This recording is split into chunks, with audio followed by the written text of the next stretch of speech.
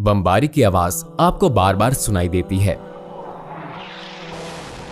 रोजाना कई कई घंटे ये सब सुनने के बावजूद आप कैसे इतने साबित कदम रहते हैं? क्या आप वही माँ नहीं है जो आम औकात में आधी रात को ये चेक करने के लिए उठती हैं कि आया आपके बच्चे को ठंड लग रही है, मगर जब आपका वो बच्चा बिछड़ जाता है तो आप इतनी मजबूती और साबित कदमी कहाँ से लाती हैं? आपके पास लेटा खून में लथपथ इंसान क्या आपका भाई बहन, आपका शरीके हयात, आपकी माँ आपका भाई नहीं है? आप इतना मुस्तहकम ईमान और इताअत का जज्बा कैसे रख सकते हैं? सोशल मीडिया पर हजारों लोग इन सवालों के जवाब ढूंढ रहे हैं, क्योंकि फलस्तीन में खुदा की इताअत की ऐसी हैरत अंगेज मिसालें नजर आ रही हैं, जिन्होंने सारी दुनिया को हिला दिया है। उन हालात का 1% सहना भी हमें नाकाबिले बर्दाश्त लगता है, मगर वो लोग इन हालात में भी बिल्कुल खौफजदा नहीं है। इस हिम्मत और बहादुरी को हम पूरी तरह नहीं समझ सकते। अपने साथ इतना कुछ होने के बावजूद फलस्तीनी अपने घर छोड़कर नहीं जा रहे। वो बाहर सड़कों पर निकलने, अपनी इबादतगाहों में जाने से नहीं कतराते, हालांकि किसी भी लम्हे उन पर बम गिर सकता है जो उन्हें हलाक या मजूर कर सकता है। फिर भी वो साबित कदम है।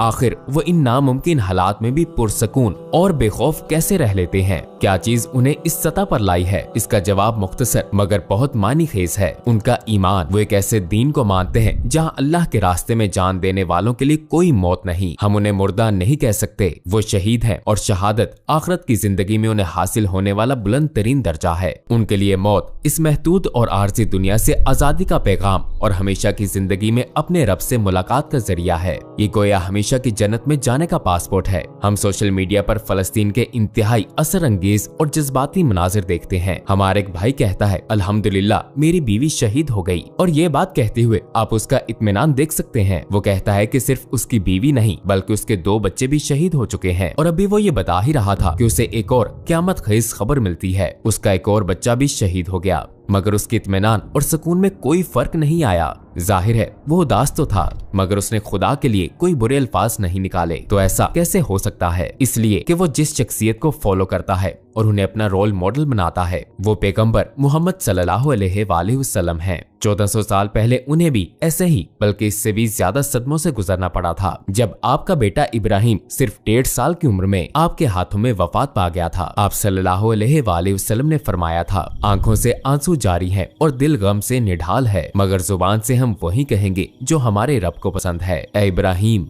हम तुम्हारी जुदाई से गमगीन हैं। सिर्फ यही नहीं बल्कि हजूर सल्लल्लाहु अलैहि वसल्लम की जिंदगी में ही आपके 7 में से 6 बच्चे इंतकाल कर गए थे, लेकिन गम और सदमे के हर मौके पर आप सल्लल्लाहु अलैहि वसल्लम की तर्ज अमल और इताअत में कोई बदलाव नहीं आया। इसीलिए उनकी जिंदगी को नमूना बनाने वाले लोग ऐसा ही तर्ज अमल दिखाते हैं। अल्लाह उनके दिलों में बेमिसाल इत्मीनान और सुकून उतार देता है, जो खुद इंसान के लिए अपनाना मुमकिन नहीं होता। ये अल्लाह की तरफ से होता है, मगर इन वाकयात को देखकर हम सब के दिल टूटे हुए हैं। हमारे दिल इंसाफ को पुकार रहे हैं। हम पूछते हैं, क्या यही इंसाफ है जो हमें नजर आ रहा है? जालिम अपने जुल्म के साथ आरामदेह मौत मरता है और मजलूम इस दुनिया से दर्द और अजियत के साथ जाता है। ऐसा क्यों होता है? क्योंकि इस दुनिया में ऐसी कोई सजा ही नहीं जो उनके इतने बड़े जराइम के बराबर हो। जरा सोचें कि कौन सी दुनियावी सजा इस्राएली फौजियों के जुर्म के बराबर हो सकती है, जो हजारों मासूमों को अजियत देते हैं और कत्ल करते हैं। छोटे जुर्म की सजा छोटी अदालतों में दी जाती है, मगर बड़े जुर्म का फैसला बड़ी अदालतों में होता है। लिहाजा जालिमों का ट्रायल एक बड़ी अदालत में होगा।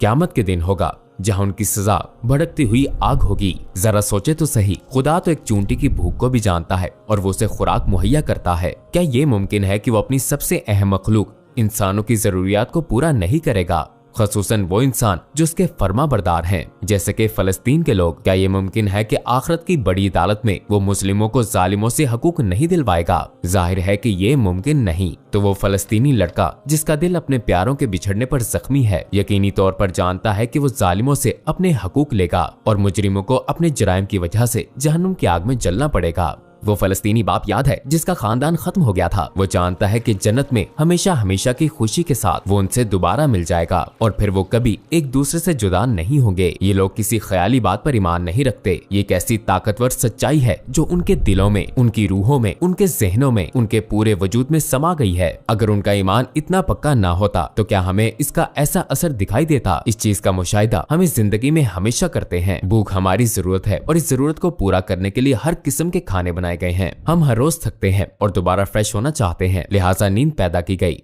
खालिक कायनात ने हमें फैमिलीज, फ्रेंड्स, शोहर, बीवियां दी ताकि मोहब्बत करने और मोहब्बत पाने की जरूरत पूरी हो। छोटी से लेकर बड़ी बेशुमार चीजें पैदा की गईं जो एक दूसरे के बगैर अधूरी हैं। ये सब देखकर हमें यकीन हो जाता है कि जो खुदा हमारी छोटी से छोटी जरूरत का ख्याल रखता है वो हमारी सबसे बड़ी जरूरत को भी पूरा करेगा, यानी हमेशा की जिंदगी और मुकम्मल इंसाफ की जरूरत को। जरा सोचें, अगर उसने हमें ये जरूरियात, ये ख्वाहिशात दी हैं तो वो यकीनन उन्हें पूरा भी करना चाहता है। अगर वो हमारी छोटी छोटी जरूरतों को पूरा करता है तो हमारी सबसे बड़ी जरूरतों को भी पूरा करेगा। अजीम स्कॉलर बदियुज़्ज़मान सईद नूरसी आखिरत के बारे में कहते हैं, क्या ये मुमकिन है कि वो एक एटम को देख ले मगर सूरज को ना देख सके, वो मच्छर की भनभनाहट को सुन ले मगर बादलों की गरज को ना सुने? नहीं, 1000 दफा नहीं, ये नामुमकिन है। लिहाजा वो फलस्तीनियों की अजीम तरीन ख्वाहिश को जरूर पूरा करेगा। वो उस पर दिलो जान से फिदा है। अल्लाह उन्हें उनके प्यारों के साथ दोबारा इकट्ठा करेगा, कभी जुदा ना होने के लिए उन्हें जन्नत अता करेगा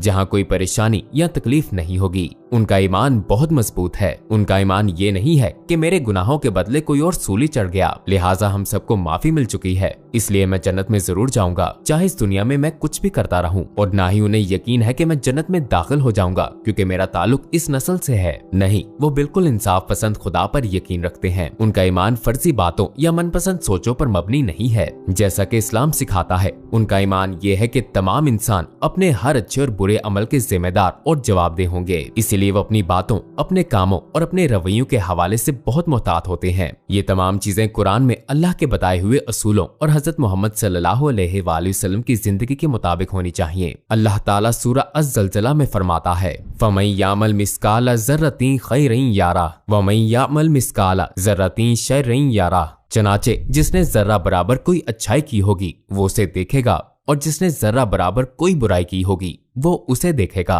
लिहाजा फलस्तीनियों का आखिरत की जिंदगी पर ये खालिस और पक्का ईमान है और यही चीज उन्हें इतना मजबूत बनाती है। वो जिंदगी और मौत की सच्चाई को समझ चुके हैं। वो जानते हैं कि वो किसके रास्ते में अपनी जानें दे रहे हैं। वो अल्लाह ताला के सामने शहादत की आला कदर कीमत से वाकिफ हैं।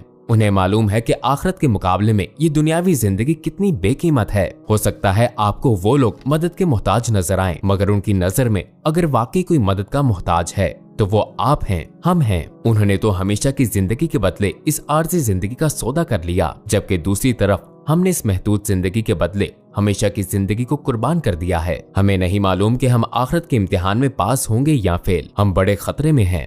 हम में से कुछ लोग नमाज तक नहीं पढ़ते, हम में से कुछ बिल्कुल बेपरवाह हैं। हम वो आराम और पैसा नहीं खोना चाहते जिसके आदी हो चुके हैं। बाज़ औक़ात यही इस बात की वजह बनती है कि हम जुल्म और नाइंसाफी के खिलाफ खड़े नहीं होते। दूसरी तरफ गजा में हमारे भाई और बहनें दुनिया की सबसे बड़ी आजाद जेल में, आजाद हिरासती कैंप में रहते हैं, जिनकी बुनियादी जरूरियात भी पूरी नहीं होती, मगर इसके बावजूद वो अपने ईमान से, अपनी हिम्मत से और अपनी कनात से हमें शर्म दिलाते हैं। अब हमें जरूर ये पूछना चाहिए, हकीकत में कौन आजाद है? गजा की आजाद जेल में वो लोग या फिर हम? हकीकत में किसे मदद की जरूरत है, उन्हें या हमें? जो अल्लाह और उसके हुक्म को मानता है वो खुश नसीब है, चाहे वो किसी वीरान कैद खाने में हो, और जो उसे बुला बैठे वो बेचारा मुसीबत ज़दा और कैदी है, चाहे बड़े बड़े मोहल्लात में हो। बदियुज़्ज़मान सईद नूरसी का एक मशहूर कौल है। उन्होंने फरमाया, ईमान रोशनी भी है और ताकत भी। जी हाँ, जिसके पास सच्चा ईमान हो वो सारी कायनात को चैलेंज कर सकता है और अपने ईमान की ताकत के जरिए वाक़यात के दबाव से महफूज रह सकता है। क्या हम इसी बात की सच्चाई को नहीं देख रहे? फलस्तीन में हमारे भाई और बहनें मौत को, कायनात को चैलेंज कर रहे हैं। मुश्किल तरीन हालात में वो दुनिया के सामने मज़ाहमत और खुदा की रजा पर कायम रहने की गैर मामूली मिसाल पेश कर रहे हैं। चीजें बिल्कुल मुख्तलिफ सिमत में जाना शुरू हो गई हैं। गैर मुस्लिम होने के बावजूद बहुत से लोग इस्लाम और कुरान पर रिसर्च करने लगे हैं और पूछ रहे हैं ये किस किस्म का ईमान है। सोशल मीडिया पर ऐसे बहुत से गैर मुस्लिम हैं जो उन लोगों के ईमान की ताकत से हैरान होकर कुरान पढ़ना शुरू कर चुके हैं। हमें लोग ये कहते हुए नजर आते हैं, मैंने कुरान का ऑर्डर दे दिया है, मैं बहुत एक्साइटेड हूँ।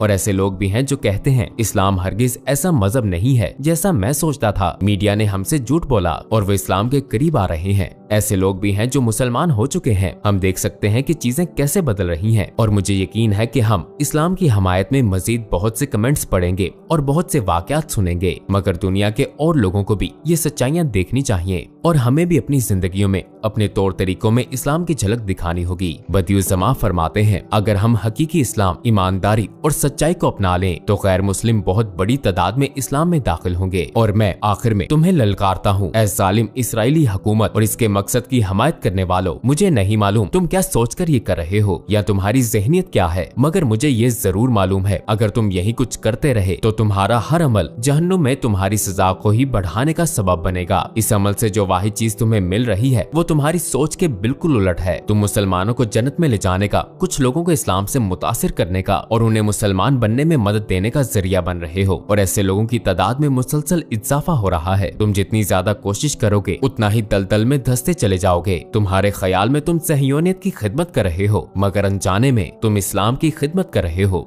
ये बात कभी मत भूलना, जिस दिन मजलूम बदला लेता है वो जालिम के जुल्म किए जाने वाले दिन से ज्यादा खौफनाक होता है।